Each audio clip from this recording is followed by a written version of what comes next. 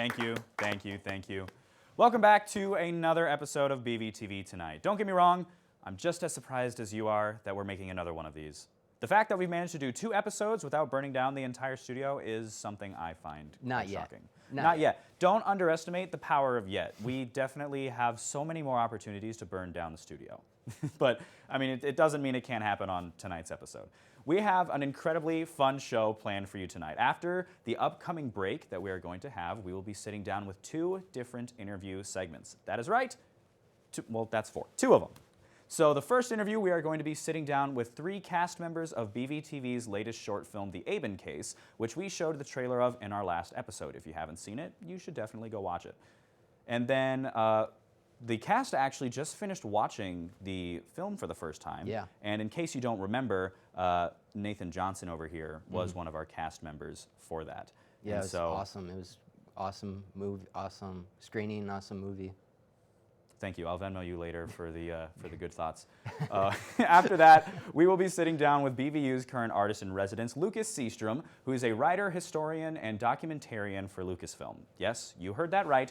Lucas works for Lucasfilm. And yes, I'm sure he hears plenty of jokes about that, and I'm probably going to make one at some point during the show. In fact, I'm pretty sure I have it somewhere on my list of questions for him. Both of these interviews will have a lot to go over, so don't go anywhere. We will be right back with BVTV Tonight after this short break. Good evening, and welcome to the first annual Digi Games presented by Storyteller Central. Competition is about underway, so let's throw it down to Carter in the weight room. Thank you, Isaac. The atmosphere here is electric as the competitors are going head-to-head to find the superior Digi organization. Back to you. I can just feel the energy from here, Carter. Let's take a look at what's about to go down. BVTV kicks it off with the stability test, a true endurance battle working those calves to the limit. KBVU takes on a new challenge in the vocal pull-ups, a true test of vocal strength. Rounding out the bunch, the TAC takes on a true forearm test building strength for all-night rides. And the action is underway. Make sure to tune in next time to see who comes out on top. Back to you, Isaac. Now that makes me Digi proud. Sure, it's been great having Buford around the office to help everyone out. Granted, there have been some minor issues.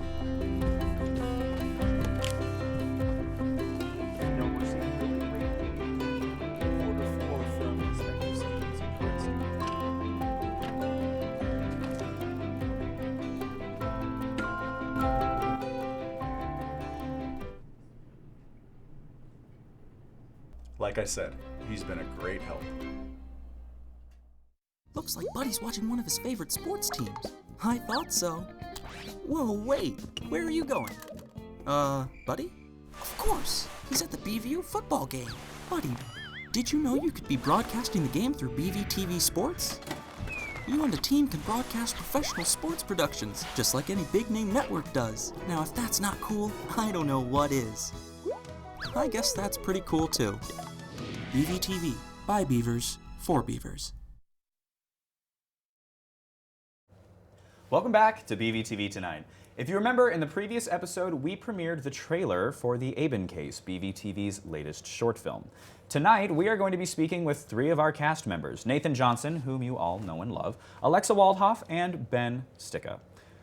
I would like to thank the 3 of you for joining me. I know, Nathan, you kind of had to be here, but the other 2, thank you so much for taking the time out of your day. So, we just finished having our cast screening on Sunday. So, we're going to be, I'm going to be asking you some questions. Any of you can answer them. You don't have to, pick one delegated person to answer them if you all have different answers. Just kind of go through it. So, obviously, over the last several episodes of BVTV Tonight and amongst other things that we're doing, we've talked about this film a lot. But would you guys like to share how you got involved with the film or how you got casted for it? Just whoever wants to start. Yeah, I mean, I got messaged one day, and I was asked, do you want to do the short film? I was like, yeah, sure. And I mean, I've been in a few films, not any that are people would know about, but I have a little bit of experience, but not a lot. And yeah, I was very excited when I got that text message. But yeah. I was one of the fortunate few who's been able to see some of the other films that you are in. Yeah. And, A-list actor. Some great films. I knew it was going to be real difficult to, get you on this, but I'm glad that we did in the end. How about you, Alexa? I was actually, you and Noah came up to me in Grand, and you were like, hey, you want to do this? And I didn't even know what the film was about. I was just like, yeah, let's do it. Yeah, I remember that. I love that because I was expecting you to be like, I don't know, what's it about? I don't know if it's necessarily my forte, but both you and Ellie were like, yeah, let's do it. Sounds good. And I was like, okay, well, let me tell you what the film's about first. How about you, Ben? I think you texted me. I was at lunch, and then you ended up coming to lunch, and we talked about it more. But yeah, you texted me, you're like, hey, do you want to do this? And I was like, yeah, it sounds cool, so let's do it. A fun fact about the casting process was everyone except for your role was the very first person that we asked said that they would do it. Don't take this the wrong way, but you were the second person that we asked. Yeah. We had another person who we thought about asking, and we told them the premise of the film, that it was supposed to be kind of spooky, scary, and they were just like, I ain't about that. I ain't gonna do that. No way. And I was like, all right, yeah, I guess whatever works for you. And then I was like, who I bet would be down to do this? Ben Sticka. And look at where we are now. So the next thing I want to ask you guys is, do you have any sort of specific memories of being on set and filming that you have a particularly fond memory of, or like a particular favorite moment? My favorite part of filming was the scene where me and Ben fight. Yeah, you can see that a little bit in the trailer. So I think we did that take like 5 times, but every time we did it, me and Ben, both of us, one of us or the other was laughing the whole time. We were supposed to be serious guys, boxing each other. Yeah, I remember when we were on set, I'd take the camera from you after a take and I would rewatch it, and it's this tiny little screen, and so I'm peering at it, and I was like, we gotta do that again because Ben's laughing while you're fighting each other. Or I remember the very first take, you took it like you had like this serious face on, but I think you started laughing. Yeah, I was laughing. I'm like, this isn't supposed to be funny. It's really hard when you gotta be serious, We're 2 guys that like to mess around. Yeah. I think that's the scene that took the most takes to actually film. And even though it's not in the trailer, I will say, your phone, Alexa, almost suffered a horrible fate during that film, or during that scene, and it made it into the final film. But it was the best take that we had, and I thought it turned out well. So, do you have a particularly favorite moment? That was one of my favorites. I think my favorite part was.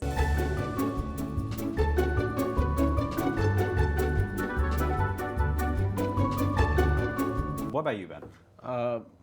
Not necessarily the fight scene itself, but how much we tried to kind of banter at each other outside of actually filming. It was actually a lot of fun, and we still do it sometimes.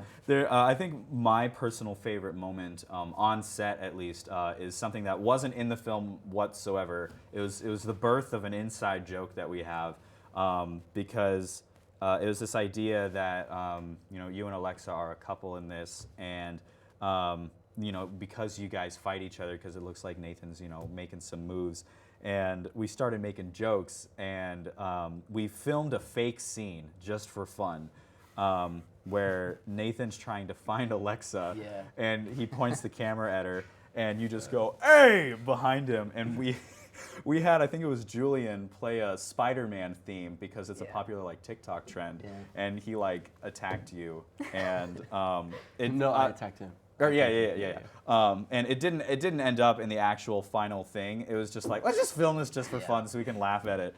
And I think that was probably my favorite thing, because ever since we filmed back in November, I'd sometimes just from across the room, I'll hear someone go, "Hey!" I'm like, Ben found me. It's me. Yeah, and so we put that in the BTS reel that we made, and I think that personally is just my favorite part.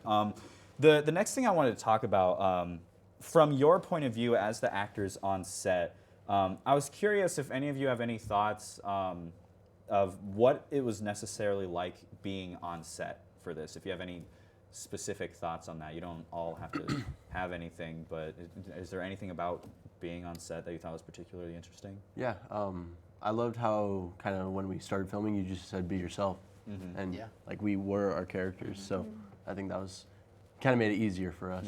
So kind of relieved a little bit of pressure. Yeah, for sure. Yeah, I definitely like the atmosphere we had and like how we were able to be friends and mess around and have fun. I Yeah. mean, I'm friends with Ben now because of that film. We still talk to each other all the time. Yeah. Well, I know that was one of the original goals when Noah and I were writing the film. Was we didn't want you to play a scripted character. We wanted you to play Nathan Johnson and Alexa Waldhoff and Ben Sticka, even if it's just a slightly different version of yourselves. And we figured that, kind of like you said, it might make it a little easier on you to just play yourselves and be yourselves on set. And I could definitely, tell there was a lot of bonding on set as we all got to know each other more, because I know all of you individually, but not all of you knew each other individually at a great level. I think it was mainly you. I don't think you knew the other three as well as maybe the other three had known each other. Yeah. And I remember Noah and I requested that all of you go to McDonald's with us so that we could force all of you to sit down together and actually talk to each other. And it was definitely a little awkward at first because you didn't know them as well. But after like an hour of sitting in a McDonald's, we started to build a little more of a natural rapport that we were able to have on set. We need to go back. Yeah, maybe like a little reunion every year. I Same think that could be McDonald's, fun. same place. Yeah. An interesting thought, because part of being on set, I know that at least Noah and I tried to do, is we tried to keep you kind of in the dark on what was happening. In the trailer, you can see it that Ellie has a death scene, right?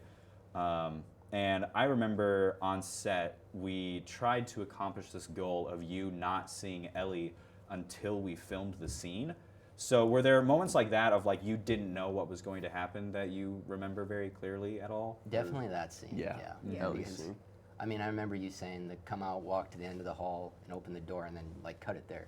And then we see Ellie, and we're like, oh wait, what? And I remember the first time we saw it, chills ran down my spine, and I was like, oh, this is happening. And she had blood going down her face and everything, so that added to it. Because when we got to set that night, that was one of the first few things we filmed, I think.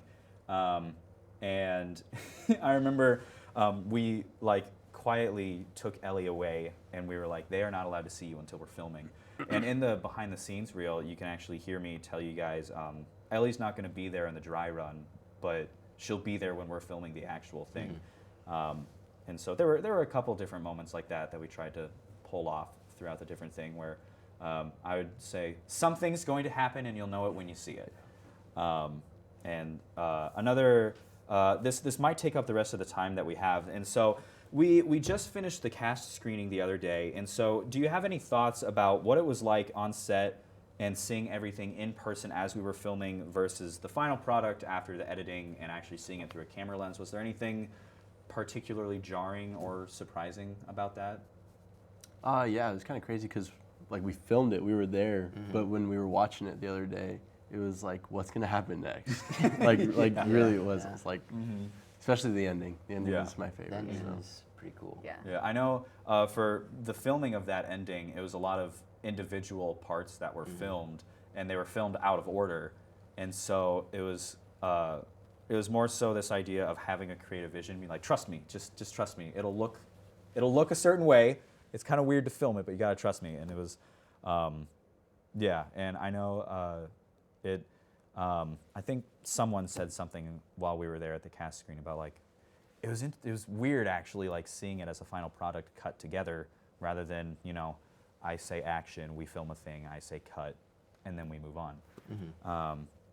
And so we have time for one more very quick question. It's gonna just kind of wrap things up. At any point in time, were you actually even slightly scared on set? Even if it was just like a little unsettled, slightly scared, anything? Yeah. Yeah? For me, it was just not necessarily what was happening, but like just the building itself. Like I could not walk around the building by myself in the dark, and I was constantly like looking behind if no one was standing behind me, I was looking like over my shoulder. Yeah. Okay. Yeah. I remember, the building definitely. There was a time where we were looking for a marker, and I went off, did my own thing, and here Noah's up on 3rd floor, and I'm walking around looking for this marker. And I eventually get to the 3rd floor, And I was in this room, and I remember opening the door and opening it up and seeing Noah walking down the hall. I'm like, wait a second. And I jumped, and of course he jumped too. But yeah. I mean, do you have anything? I just remember going through the building the Okay. first time and like kind of like just making sure, like checking the door just to make sure. That was there. kind of the goal. There's a lot of dark rooms. Yeah, but that is all the Or time. the that instrument scene too. Oh yeah, was yeah, scary. that too. Yeah, That was scary. Um, I was in there, like yeah, not you know in the film, but. Well, that's all the time that we have. I'd like to thank the three of you for talking about this. It was definitely great having you on. It was a great experience overall, just filming everything, and maybe we can do something like that again in the future. I know you're graduating this year. I'll come back. You can come back, fail a couple classes, be a super senior, something like that. But that's all we've got for this first interview. As a quick reminder, you can go to the very first public screening of the A.B.E.N case when it premieres in Anderson Auditorium on March 31st at 7 p.m. following a special presentation that is being done by our next guest, BVU's artist-in-residence, Lucas Seastrom. So don't go anywhere. We will be right back after this short commercial break.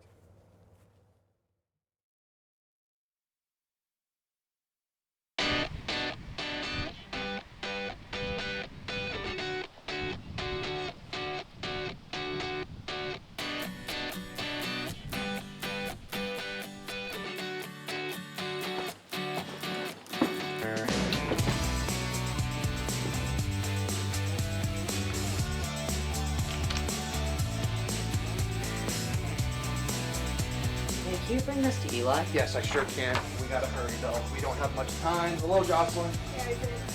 All right. I'm going. Here you go. All right. And 3, 2. Hello and welcome to BVTV News. I'm Eli Crow.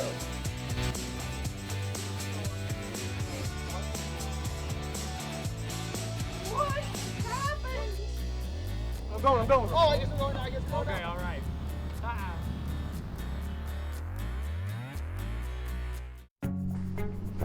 Oh, hey, Jaden.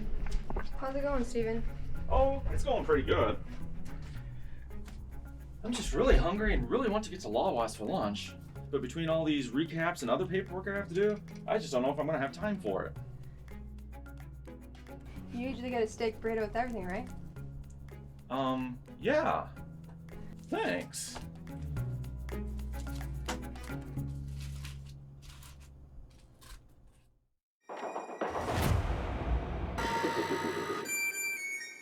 Here's Jerry!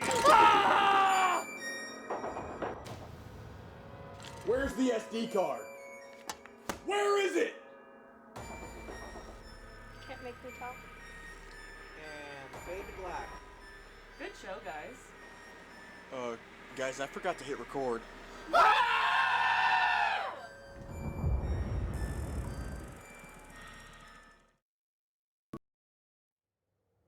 Welcome back to BVTV Tonight. BVU has an artist in residence on campus right now. Lucas Seastrom is a writer and historian for Lucasfilm. He began working there in May of 2016 and has also worked for the Walt Disney Family Museum. After getting his Bachelor of Arts in Cinematic Arts and Technology from California State University in 2015, graduating magna cum laude, he got his Master's in Cinema Studies at San Francisco State University. With all sorts of exciting things to talk about, we're just going to get right into it. So Lucas, I would like to thank you so much for joining us today. It is a pleasure to have you here. It's my pleasure to be with you. And you know more about my resume than I do, so thanks for reminding me. Hey, just got to make sure that you can remember that. It's a great conversation point. I see you've got a BVU hat on, repping the school. We love to see that. I got my uniform. Yeah. Good, I appreciate that. Yeah, I have a feeling, they gave you that hat when you got here and they said, you got to wear this. It's just, part of the branding. I've always been a hat guy, so I'm happy to get a clean one. Yeah, you can't have too many hats.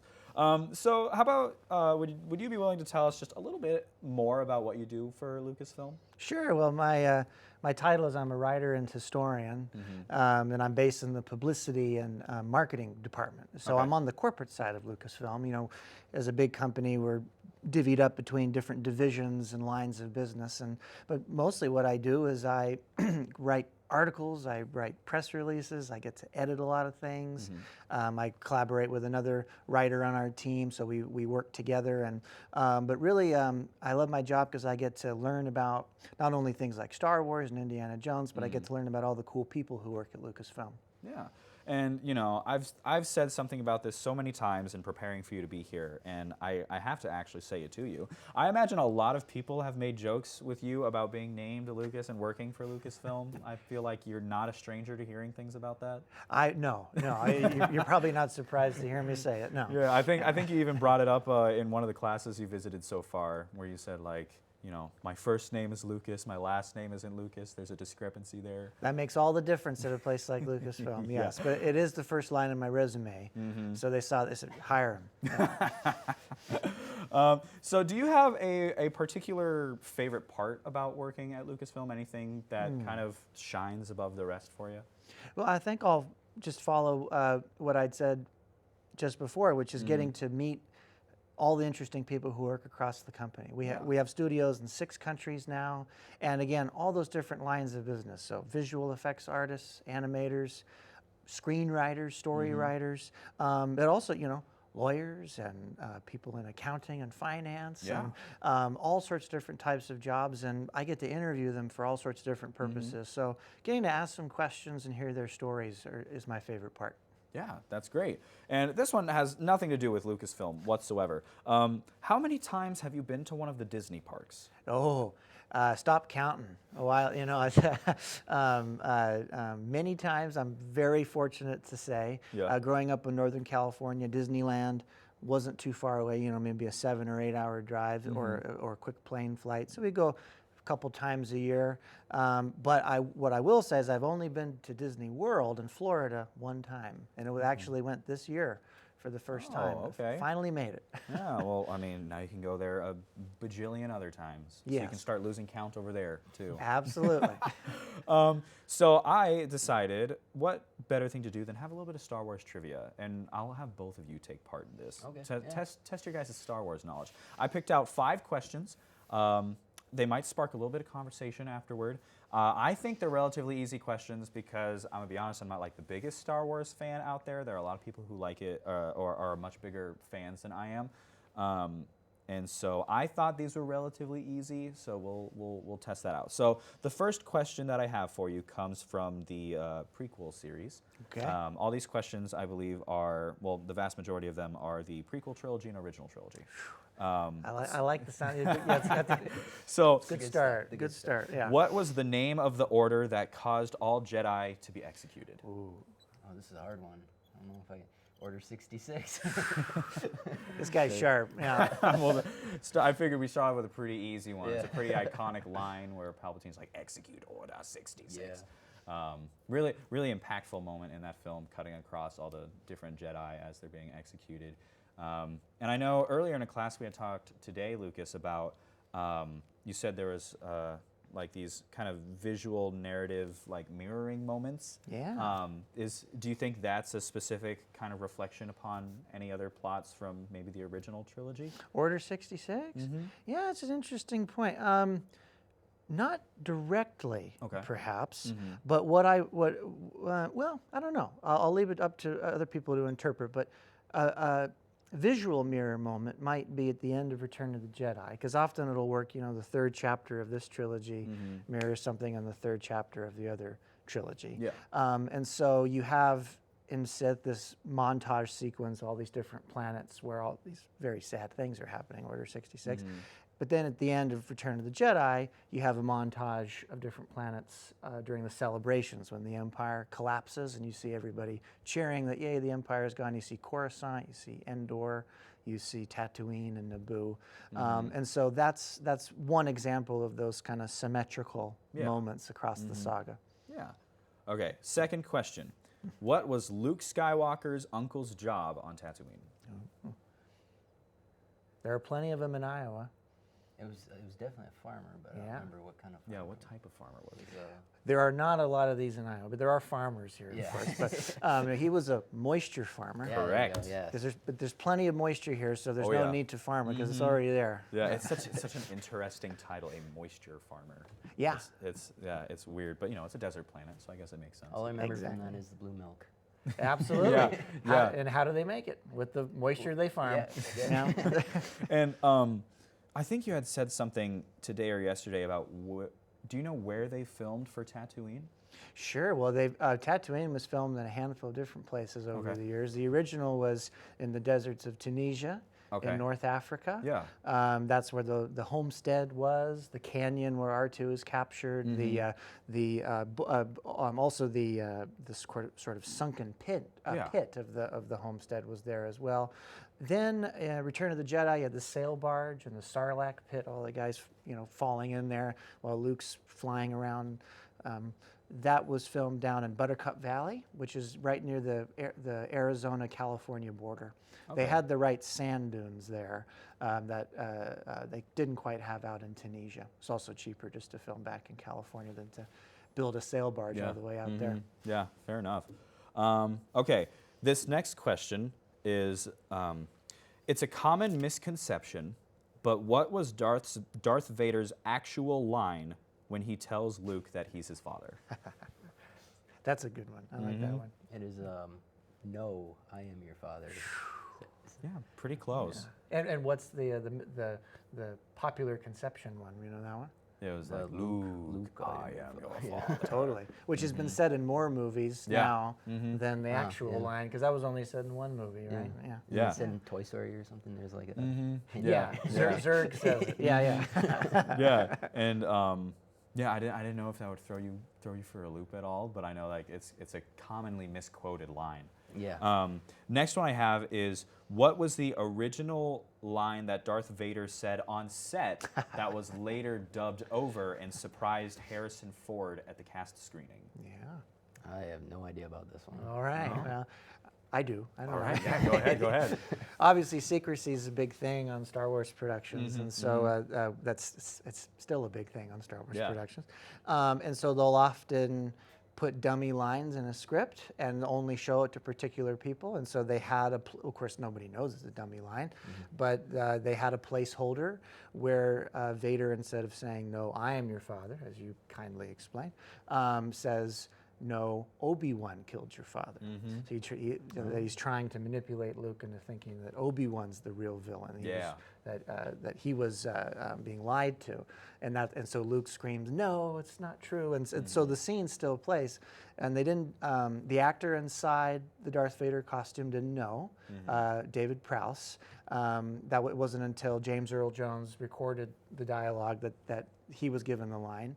And they only told Mark Hamill right before they shot the scene at Elstree Studios in England.